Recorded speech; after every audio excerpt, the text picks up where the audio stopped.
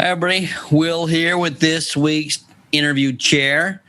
We have the GOAT himself, the greatest all-breed trimmer of all time, in so many people's opinion, Mr. Bobby Fisher. All right, everybody, sit back, listen to Bobby.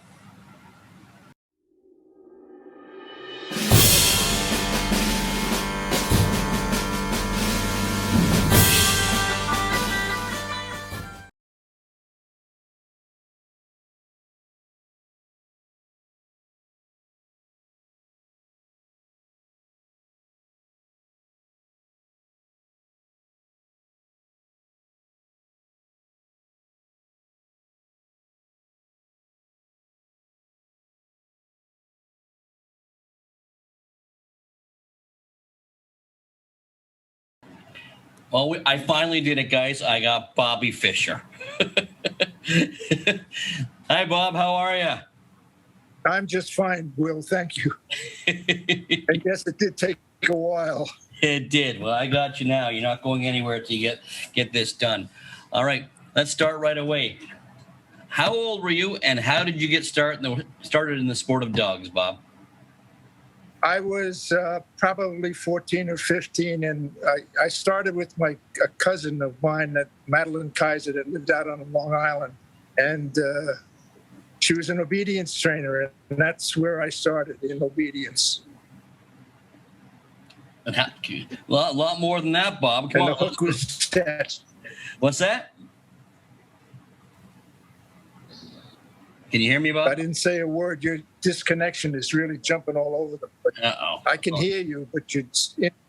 Okay. I can see you, and it's recording fine, so keep on talking then, Bob. Well, the fact of it is that I was a city kid who lived in Astoria, Queens, and was raised there and found this new interest of mine, and it stuck. So I did a lot of commuting out to Long Island on the Long Island Railroad as a kid. When I'd get out of school on a Fridays and run out to the island and go to match shows and meet a lot of people that I never had an opportunity otherwise to meet, all through my cousin. Yeah. And your cousin still in dogs? Intention of going any? No, she's passed away a year or so ago. Didn't know that. But she had a long go at it. But just though she was only on the outsides, the periphery of the sport. She did a lot of obedience training, a lot of pet trimming, and that stuff.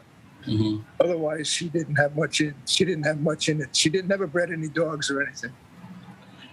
So where did you go from there, though? How did you get into all breed shows? Well, it was just progressive. I got a job in a trimming shop out on Long Island after I got out of high school, and I did a couple of other jobs in and around New York City, and that wasn't for me at all. And this bug started to grow, and I did a lot of pet trimming. That was several years until I was in my early 20s, and I had the fortune of meeting a fellow named Max Silver. He was a great wire fox terrier man.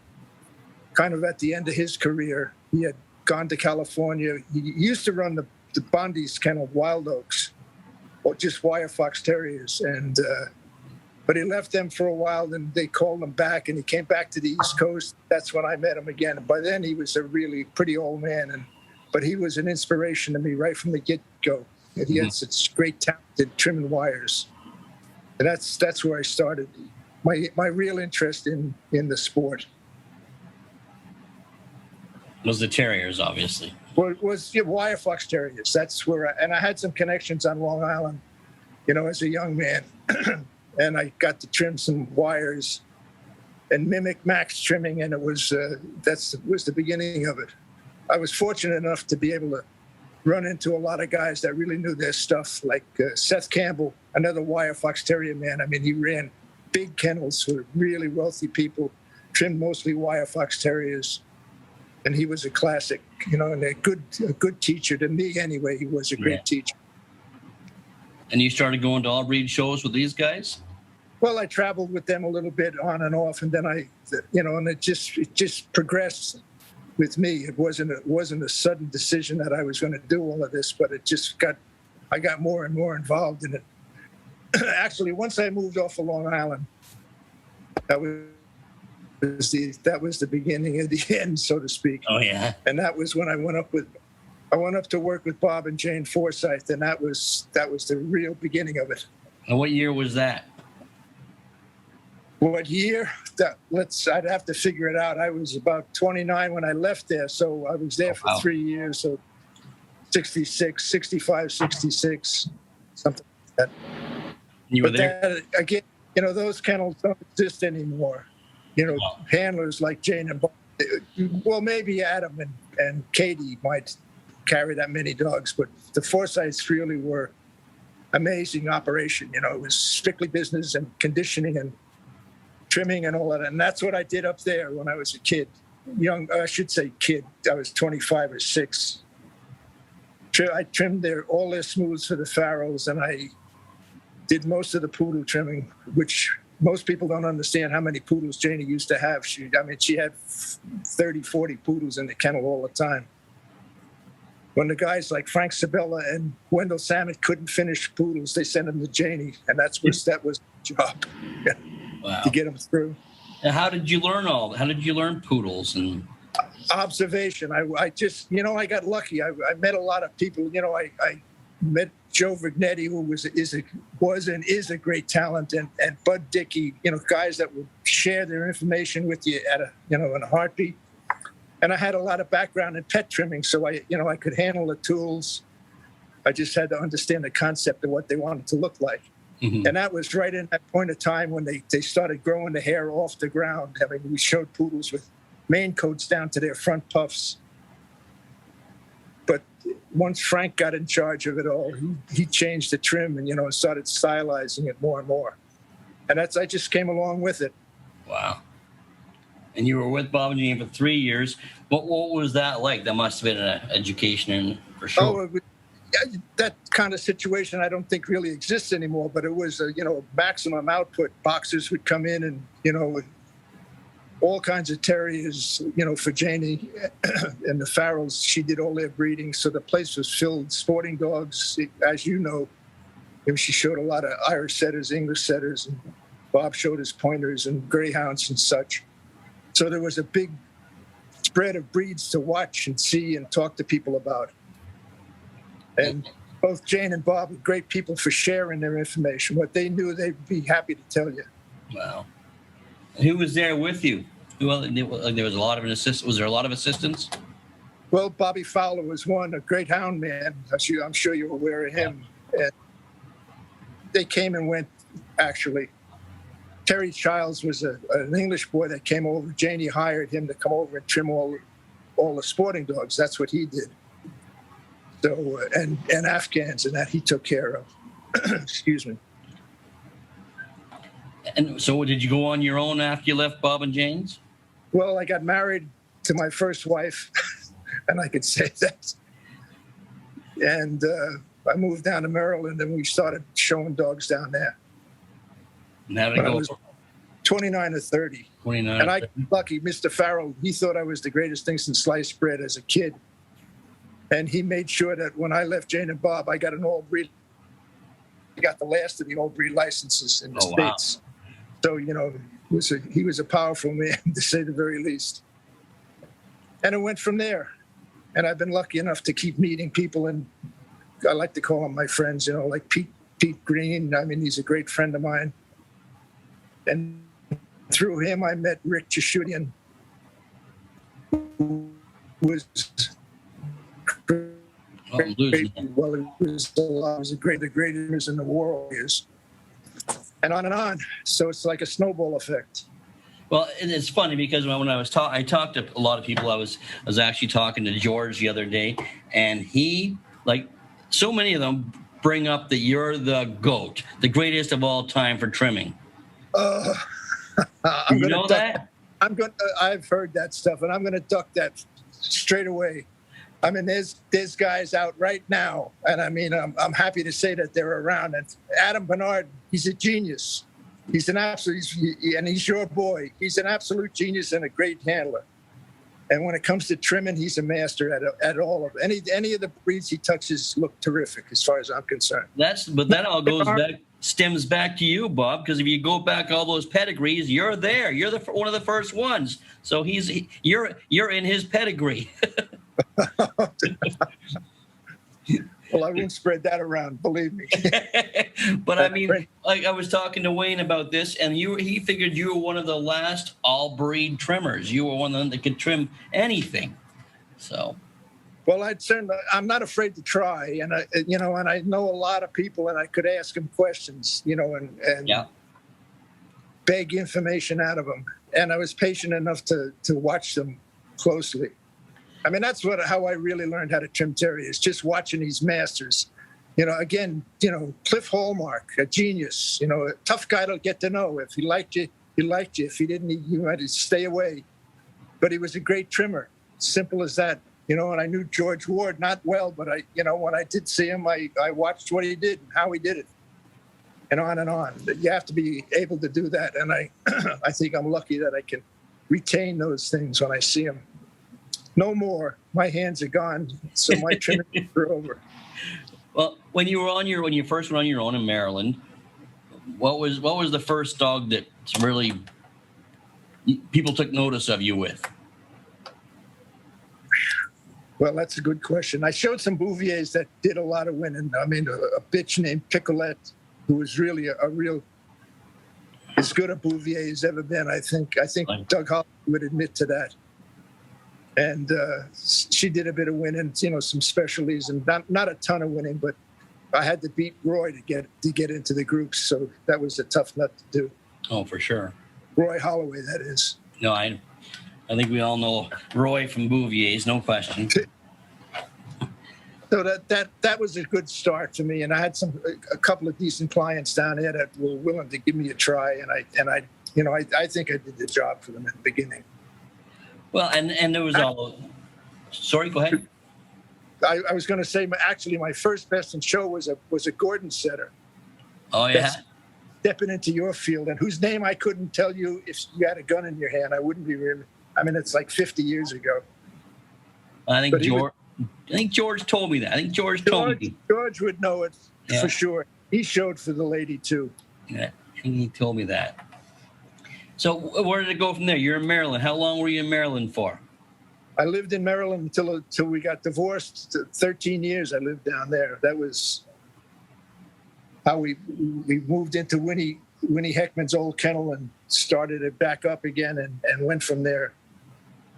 But then divorce happens, and there you go. Oh, I understand that. Yeah, I know you're an open ear on that one. So what was next, and what happened after that, Bob? Well, I took a little sabbatical, and then when I came back, Miss Simmons, Gene Simmons, a Handful Kennels, a Schnauzer kennel breeder, was kind enough to let me move into her kennel and live in her house, and we went from there. So all these years, you said you worked for, were Bob and Jane the only handlers you really worked for then? All breed professionals? Yes. Yeah. Absolutely. Yeah. So who would you consider all your mentors over the years then? Well, people like Cliff Hallmark, Peter Green, my greatest friend and oldest friend in the sport, is without question.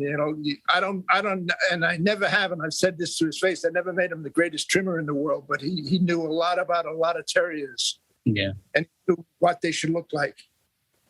So how did you two meet? Pardon? How did you two meet? I had a smooth fox terrier that I imported from England, a dog named Water Musical Box. And I had him at the garden, and Pete was there. I think might have been Pete's first year in New York. So that's that's a long time ago, to say the least. And we talked about this dog, and he was a great dog, really, for his time. And it's Pete, Cliffy. Say that again. Your mentors are Peter and Cliffy, and who else would you consider there? You've got so many talents. You must have learned from somebody. Well, I mean, like you bring up this poodle trimming stuff. I mean, I think I have a good idea about what I'd like them to look like. I mean, I stopped showing them years and years ago because you had to be too specialized. Yeah, for sure. Get fooling around prepping them up. but guys like Bud Dickey and Bobby Peebles from Texas and that, tons, Joe Vignetti, great trimmers, great poodle breeders, and Frank Sabella, he changed the whole breed, for Christ's sake, with the way he wanted them to look. For sure. So, I mean, I was lucky enough to know these guys and learn from them. And you've been a mentor to so many as well. Like when I was interviewing Wood brought you up countless times. Tell me about some of your assistants that you've had over the years. Well, my nephew is my claim to fame, R.C. Carusi. He does a good job. I disagree with his policies most of the time, but he's a great trimmer too. Yeah. Lessons, and he worked for Woody for a while, but we put out a lot of Airedales, him and I together. He's a good trimmer. That's my claim to fame if I have one. Yeah. Yeah, you had more than ours, though. How many other assistants? You've had tons of assistants over the years. Not really. I mean, I was Joe. I'd go from wife to wife. They were assistants. Shouldn't say that publicly, but. Okay, so you were at the Schnauzer Kennel. What happened after that? Well, then I moved to Connecticut. I was living with a girl named Casey Crothers, and we went up there and we trimmed a lot of Airedales in that kennel in Chester, Connecticut. Mm-hmm.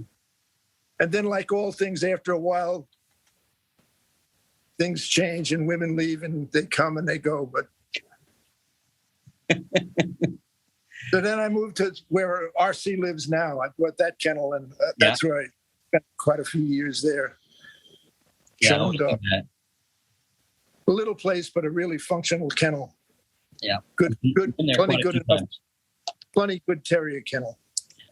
Well, and he purchased it, and off we went. He started on his own, and that was good. So I want to know more about you, though, Bob. Well, all I did was go to dog shows. I trim a lot of dogs and go to dog shows, and that's what I do. I don't play golf or go to racetracks. I just go to dog shows and trim dogs. And I'd like to be considered more of a physical conditioner. I mean, we have Labradors now, and I mean, for 20 years, it breaks my heart to think that I didn't have them earlier, because they're an absolute passion for me right now. But they take a lot of physical conditioning, and that's about all I can do with dogs anymore. Well, it's funny. I've always noticed that a good lab judge tends to be a good judge overall. I think it's because of the type they've got to find in labs. So I've always had best luck. I could follow a lot of lab judges when they're not judging labs. Yeah. Have you noticed that, though? Yeah. Labrador, they're a complex breed, and I'm sure you're aware of that. And you get some jamokes who want to judge them because they want to finish the group off, and they get involved in a bunch of Labradors, and they don't wind up having big entries too long, because these breeders, you got to run them on there like racehorses. You got to keep them for years, get all the clearances on them and all of that, and then you take them to a dog show, and some guy who just got Labradors and he butchers them, and it's not the way to breed them. No, but it's true. I've noticed that throughout the years that a lab judge that starts from labs tends to be comfortable in a lot of breeds, because they're so good at picking out type. I find. I would hope so. Again, they're so complex, and there's so many different looks in a breed. I mean, you go to a specialty, there'd be 300 or 400 of them there, and if you can find 5 that look alike, that's a good day. Yeah. So complex. I agree. Now a long time. After you worked at the AKC as a rep, for how long were you a rep for? Just a short of 10 years. Short of 10 years? And how was that? My real job was I was director of field services, which is I inspected show sites. Oh, okay. So while I was at a show site, if there was a dog show there, I worked as a field rep. But Mr. Menica and Daryl Hayes, in all their wisdom, decided that I should be checking out show sites, and that was fine. So many times I saw you and Tommy together. I just thought I feel strange not mentioning his name earlier. I mean, he's a great one, a truly great one. He loved the sport. He loved the people in the sport. He loved the dogs in the sport. Anything to do with the game, he was on top of it. And he was a great friend of mine. How did you and Tom meet? He was, he worked back here showing dogs too, and that's where I met him, somewhere along the line, but a long time ago. I mean, we kind of were kids. We drank a lot together. Sometimes good, sometimes bad times. It all depends. Well, it was always fun to see you guys at the shows when you guys were working together. So yeah, he was a great one, truly great one. Now, all the dogs over the years. Can you touch on some of the dogs you've shown over the years? Well, the biggest winner I ever had was that Irish Terrier, Rowdy Red. I mean, he won 30 best and shows. The previous record before that with an Irish was like one. It was a bitch, Yeah. Bobby Clyde had it, but Rowdy was a great one to show. He had a short career. He won 30 best in a little over a year, which was unheard of really at the time. Yeah. Now, how did Rowdy come about? How did that start? Through Cornell. He was kind enough. He introduced me to the Mary Roberts, the lady who bred him, and we went and looked at some pups, and there was Rowdy. He was about 8 or 9 months old, maybe at the time, and I said, "I'll take him." And I was fortunate enough. I called up Luke Ballou, who was Eddie Jenner's manager and partner, and I said, "Can Eddie look at this dog? I think he's a good one." And he jumped right on it, and it was all history after that. Wow. But I had a lot of smooth, again, I mentioned earlier, Wadu Musical Box. He was a wonderful smooth fox terrier. And a lot of, Miss Simmons bought a bunch of dogs. Numeli Jacko, who won the Terrier Group show in England. He came over, did a bit of winning here. What are some of your favorite dogs that you've seen? And now don't include dogs that are being shown, obviously, but over the years. Chances are I cut my right arm off to have him. Oh, yeah? Without question. I mean, that was in my mind, all over the best one I ever saw. Even better, certainly better than Nick, I thought. Wow. What about him? That's a stretch saying that too, but they were two great dogs. But I would take Chances Are every day of the week. Well, a lot of our viewers are younger, so they won't know who Melby's Chances Are. Can you explain the dog to them? You mean why he was so great, I thought? Yeah. Well, for Kerry's, first of all, he was a great show dog, but he was totally controllable, which they all aren't. Right. Super coated dog. Rick trimmed him like a jewel because he was halfway there just with his coat alone. But a great dog, balance and shape, 4 good legs, and just a rock solid show dog. You gave Rick all the time. Oh, you missed. That was a joy. You'd flip out. Yeah. I mean, even if you see an old video of him, it's fabulous. I mean, you make the hair on your arm stand up. Oh, wow. I would like to.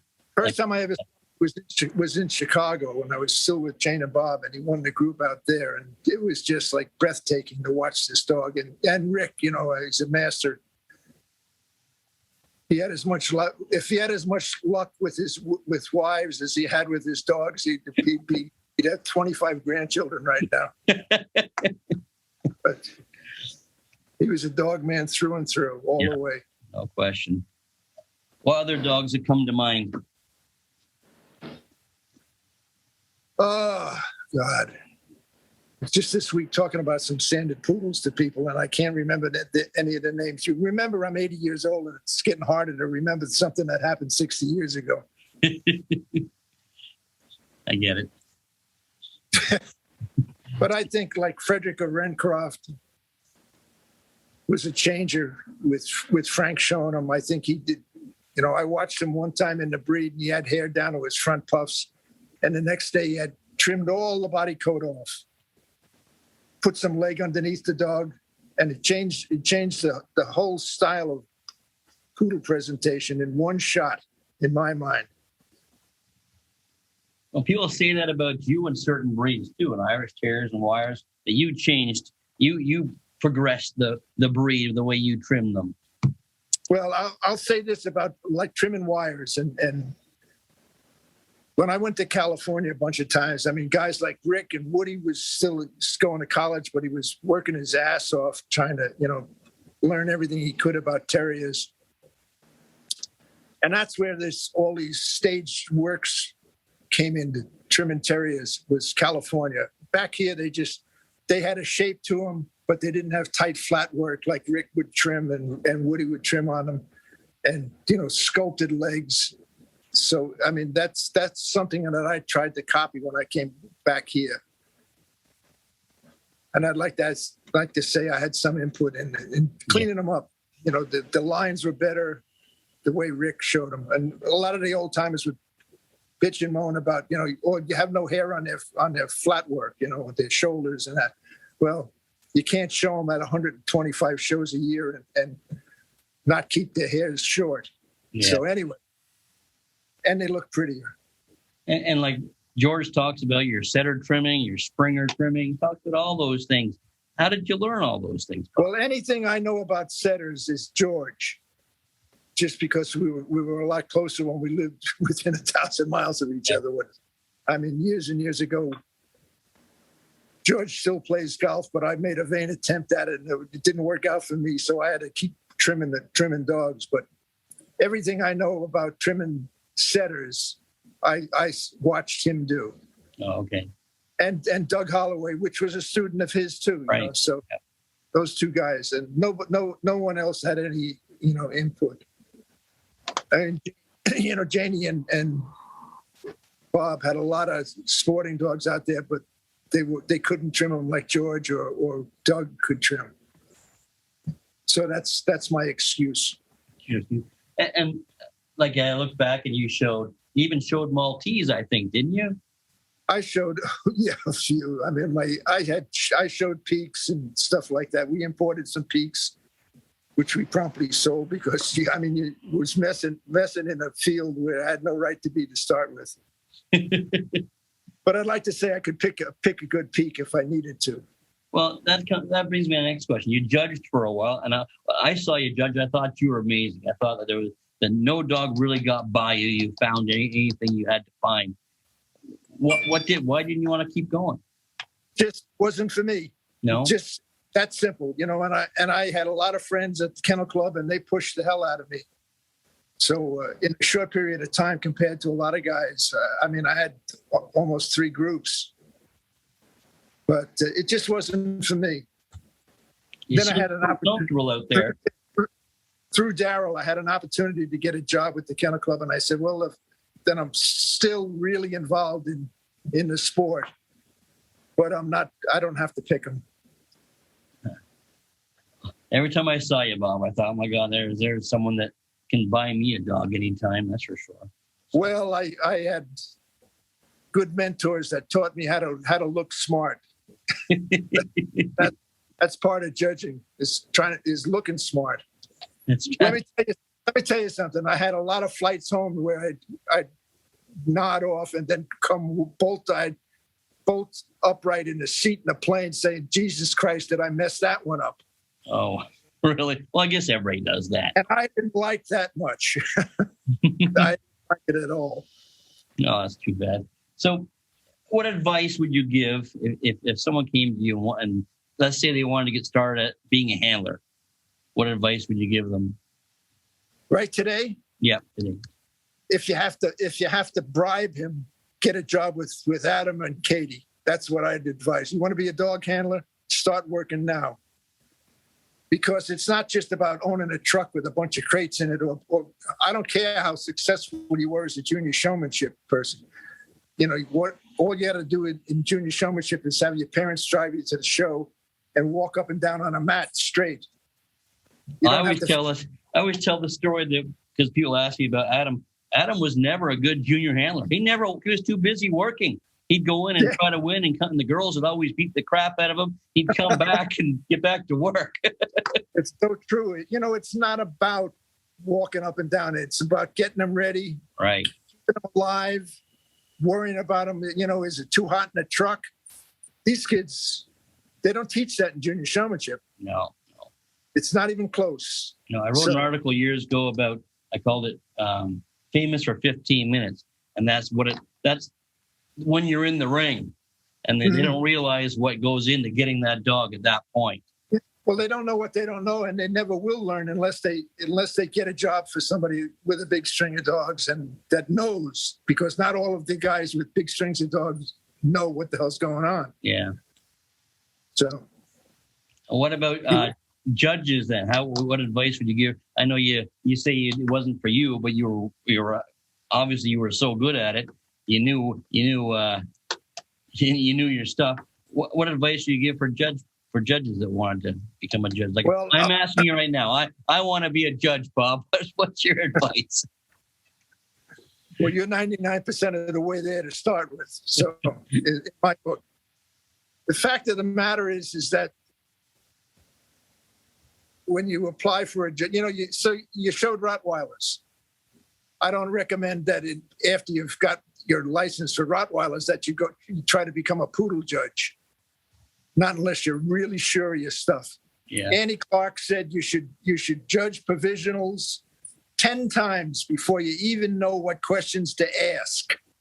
And I think she knew the game pretty well. And I use that as a motto myself. So what's the big rush? I know you're 65 and you want to be an all-rounder. Well, it probably isn't going to happen that way. So get over the dream. Be good at what it is you're licensed to judge. That's the way I always look at it. I mean, there's a lot of guys out there that have been judging for 30, 40 years, and they still have a group or two, maybe. And they're just not in a big rush. Be good at the stuff you have. Yeah, that makes sense. These people are filling out paperwork when they're still doing their provisionals for their last breeds. They're filling out paperwork on their kitchen table already. So it's like a foot race. It's not a learning experience. Mm-hmm. So what group did you start with? Did you start with terriers? Terriers, yes. And what did you have? You had terriers? Terriers, toy, and half the hound group. Oh, half the hound group. For some reason, I thought you had done the gun dogs, but I guess I was wrong. No. So how old were you when you retired from showing dogs? The first time when you joined the AKC? I'm out of there 10. That's 20 years ago. So I was 60 when I went with the Kennel Club. Mm-hmm. And what made you decide that you wanted to stop showing at that point and go in that direction? Just I was tired of it. It was getting harder and harder for me to go over to the kennel, Mm-hmm. And I figured I'm not doing myself any good, and I'm certainly not doing any good for the dogs. I don't remember that, Bob. But so you quit showing dogs and you judged for a while, and then you worked at the AKC. Is that how it went? I judged for about 5 or 6 years, and then 10 years with the Kennel Club, and here I am. And what made you decide to come back? To showing dogs? Yeah. Well, Labrador Retrievers. Labrador? That's what, absolutely. And my wife, Khaki. Yeah. Well, I remember you had a beagle, you had a wire when you came back. Oh, yeah. But that was just, dogs, they were just going through the kennel. I mean, the beagle did pretty well. She won 10 bests in a year. Good. But the Labradors are what I came back to get involved with. That's good. So where are we going from here, Bob? Where are we going from here? Yeah. Well, I hope to live to another 20 years and be the oldest guy to ever show Labradors or something. So that's my plan is just to keep going. I go to the kennel every morning, 6:45, and I clean, work with the kennel girl, and we clean the dogs, and I feed all their meals, and that's my connection to them, and cut a hell of a lot of grass. When did you meet Khaki? 20 years ago. When did you get married? You're going to get me in trouble here, Bill. About 3 years afterwards. Okay. And because Khaki shows a lot of dogs herself, does great at it. Right. Yeah, I drive the truck and take care of the dogs. Yeah, That's okay.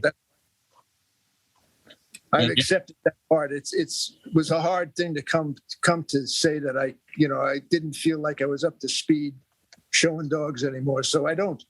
You don't show dogs at all anymore? You don't go No. I just take care of them and drive the truck and, like I said, cut a lot of grass here. Wow. It'd be good to have an advisor like you on board all the time. So. Sometimes. Oh, I'm sure sometimes. You all have those moments. So if you could, let me think of this next question. Who was your favorite dog that you showed? Did you have one? You talked about Rowdy and actually had a Tibetan Terrier. It's the first dog that ever first best in show dog, and had the record for years. I won about 15 best in shows or something like that, 12 or 15 best. Shazam. Okay. And he was one of the dogs you could always count on. He was a pain in the ass, as far as growing a lot of hair on him, and he was one of the hairiest ones at the time when they first really started getting glamorous. And he was a lot of fun to show. He was there. It could be 100 degrees, and he'd be with you. But Rowdy Red was the most challenging, I think, because he was a hard-nosed, really tough Irish Terrier. So, it was a different way to look at dogs altogether. What about the wire bitch you won the Group of the Garden with? She was okay. Yeah, what was her name? Random Request, was that her name? Exactly, but she was a beautiful-headed bitch, but that was as far as it went in my book. Yeah. I had better wires than her, lots. Owned by the same guy who brought a bitch over, and he quit on her about 6 months into showing her. She won about 5 best in shows in the show.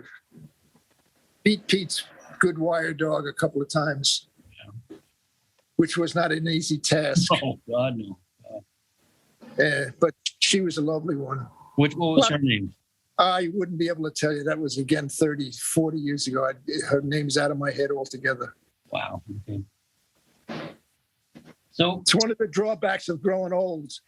You don't remember as much. I don't get out of bed in the morning until I remember what I had for dinner. I have to write stuff down, Bob. Don't worry about it. That's what I do too. I write it down all the time, but I have to remember it first to write it down. If I didn't write my daily list, Bob, I'd probably just sit around watching TV and drinking tea all day. Oh yeah, I got everything done. That's not the worst thing in the world to do. No, it's not. So you've met all kinds of characters over the years. We talked about Cliffy and Wood and Ricky. There's got to be some stories out there that you recall about these people. I want some insight. Well, I mean, we had just lots of good times. I mean, most of we never were socially together. We went to dog shows, like Cliff and I would go to dog shows and together. Oh, you went to shows with Cliff? That'd be something. Oh yeah, we'd throw them all in the van together and go off to a bunch of dog shows or something. And Rick was the same thing. If he came back here, we took care of him while he was back here, and if we went to the coast, he took care of us out there. So, but otherwise, it wasn't like all kinds of social events that we were going to. More on a business relationship. Really? I'm not a big mixer when it comes to stuff like that. I'm a stay-at-home kind of guy for the most part. Well, I hear like you and Elsie are pretty close as well. Well, I haven't seen Elliot in 2 years, for Pete's sakes, with this COVID crap, and and I'm not a phone user, so we talk every now and then. Rarely. Well, you're hard to get a hold of. I had to go through Khaki. She's my bodyguard. Elliot's he's a great guy. He's another talented guy with your sporting breeds, And I say your sporting breeds and mean it when I say that. But he's pretty sharp cookie when it comes to judging dogs. He likes to judge dogs. He does. Yeah, I interviewed him, and he brought you up. It's amazing all these interviews I've done prior, how many times your name is brought up as teaching them something. So, and that's going to be more feathers in your cap. I know you talked about that. That's a great honor. If they consider anything they got from me as being taught, that's good. I'll accept it. I'm not going to argue the point. It's the truth, Bob. That's why I worked so hard to trying to get you to sit down and talk with me, because your name kept popping up. So, well, we spent a lot of time in cars together talking about different things. All these people. But on our way to dog shows and on our way home from dog shows, so we discussed what was going on. Now, when you're looking at a dog back in the day when you were showing, even your labs now, what's the first thing you look for? Their overall shape. Yeah. That's without question. Top line, underline, tails, attitude. In Labradors, their coat. I'm probably not as specific, as like khaki is, but, been deeper into it, as far as what their faces should look like, which is really complex to me. But I'll jump on the all over dog first, You did that with all the breeds you showed. You were outlining first. Their overall shape. Yeah, that's how I teach my classes: outline and timing. So it's I think that's so important. And try to read the standard a little bit so you understand it. And if you're going to put your heart into something, you ought to be able to defend it. Well, it's amazing how when you talk to people. Sometimes they've shown their dog for years now, and they've never read their standard. Yeah, exactly. Labradors is the prime one for that. Is it really? Absolutely. They come up with stuff. I said, where did you ever read that? It's somebody told me. Oh, somebody told you. Well, that's the way it is, though. I think that's the sport in general. It's probably always been that way. So do you still have goals, Bob? Besides being a 100-year-old lab handler? Well, they're more to home now, I think, to be honest. Especially after this COVID stuff. We had in a lockdown here for like over a year, and it was probably the worst thing that ever happened to me, really. Yeah. I don't think it's a good thing to not be able to get out and about, But that's the way it is sometimes. So my goals are just to stay healthy and do my job and take care of my dogs and try not to piss khaki off too much. That's a good goal. I've learned some of those things as time goes by. All right. If you could meet the 20-year-old Bobby Fisher, what advice would you give him now? Exactly what we talked about. If he was interested in dogs, find all the people that know a lot about dogs and stand next to them and don't let go of them. And again, if I were a 20-year-old, I'd say, if you were the 20-year-old, I'd say Adam Bernard. He's the guy to go to because I think he can explain it too, why he's doing what he does. He's a genius as far as I'm concerned. He's going to be a history maker someday. Probably already is. Well, yeah, I'm sure. I'm sure. I think I'm being too conservative by saying someday. I think he is already. Yeah. I mean, they're the guys. If I had a ton of money and a hot dog, boy, their phone would be ringing because I'd be trying to get him on them. Yeah, he'll be happy to hear all this. I know what regard he holds you in. So we talk every day, almost, him and I. Where are you now? Are you up in Canada? Yeah, Milton is where I've always been pretty well for the last 25 years. I've wandered a bit, but this has been my home base since 1990. So you're old. This is where Adam went to school. Right here. This is where you create. Yeah. This is the site that you created the monster in, right? Yeah. I used to drop him off at school in town here, and guys would kill you for that. I used to drop him off in my cube van, Bob. You used to hate that. I'd pull up to the cube, and as he was getting out, walking towards all the cool kids, I'd I'd yell out the window and say, Adam, you forgot your lunch. He always hated that. Yeah, he's a good boy. He's a good boy. I think he's up in Canada this week, isn't he? He was trying to get up there to see his family and his brother and that. I think so. I think he and Katie went to Tampa for the weekend just to hang out. Oh, okay, that's a good idea too. Yeah. They work hard. They do, but that's why I say a kid coming up would be if you had to work for free, just to be exposed to all that livestock. Yeah. How they keep them in shape, growing hair, keeping them in flesh, on and on and on. There's a million things to learn, and you can't learn it by going to, graduating out of junior showmanship. No, that's for sure. One more question. What past dog show person would you like to sit and have a conversation with again? Janie and Bob. Janie and Bob. Without question, just. What would you tell them or ask? What would I tell them? I miss them. Yeah. Big time. They, especially Bob, I mean, he had a different way of looking at dog shows. I mean, he knew what he knew, and it didn't, he wasn't a stargazer. He was down to earth. I mean, he was one of the greatest greyhound handlers and whippet handlers I ever in my life. Let me retract that. He is the greatest, not one of.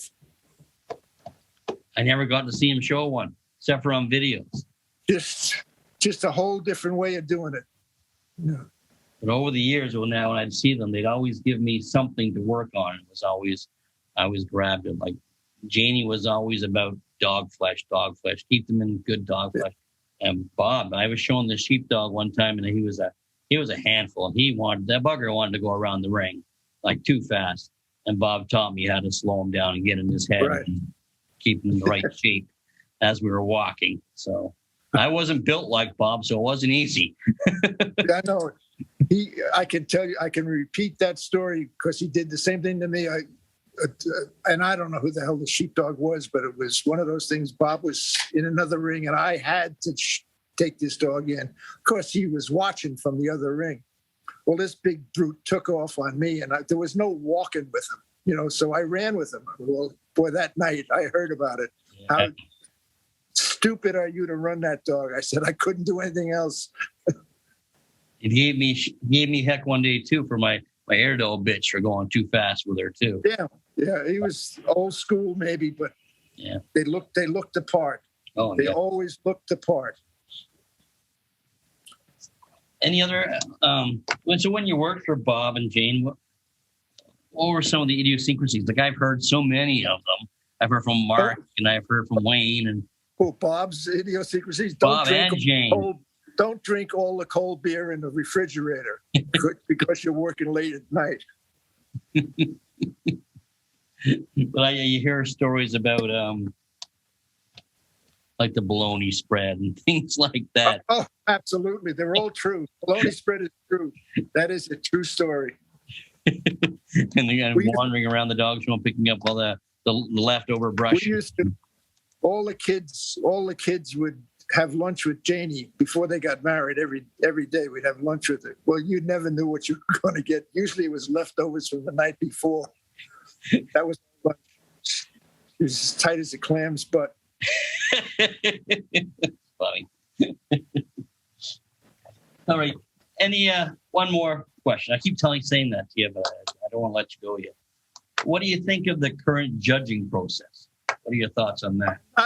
I'll be perfectly honest. I am zero aware of any changes they've made in it. I have no idea, and I have no intention of using it, so I don't have to worry about it. That's true. Does Khaki have any desires to judge at some point? Certainly not at this point in time that I'm aware of. What I do think is wrong with the Kennel Club's process is that they're too likely to give too much too fast. I mean, all you have to do is look at the background on some of these people. They had one breed, maybe most of them just had one breed and started. Now they're doing 3 and 4 groups. And damn well over the years, you've never seen them standing outside a group ring 20 years ago, learning. So they had no interest in them at that point in time. Now, all of a sudden, they expect to get these breeds. And I think the process needs to be slowed down. Well, then on the other hand, you have people that are so qualified that seem to be going slow. Absolutely. Absolutely. I know guys that have 40, 50 years in the trade and just don't want to do the paperwork. You know, the paperwork is something they never did. They never kept records and stuff. So, I mean, but their history is obvious. They were there every weekend, and all these guys at the Kennel Club understand that. But you can't give Will 3 groups, no matter how much he deserves it, and not expect to hear from somebody's lawyer. Yeah. Is there an answer to that, you think? If there is, I'm hoping it's out there somewhere, but it's not with me, that's for sure. Yeah. My job is mostly to be concerned. When I was with the Kennel Club, I was more concerned about, is this site able to deal with a dog show and keep the dogs relatively safe and the people relatively safe?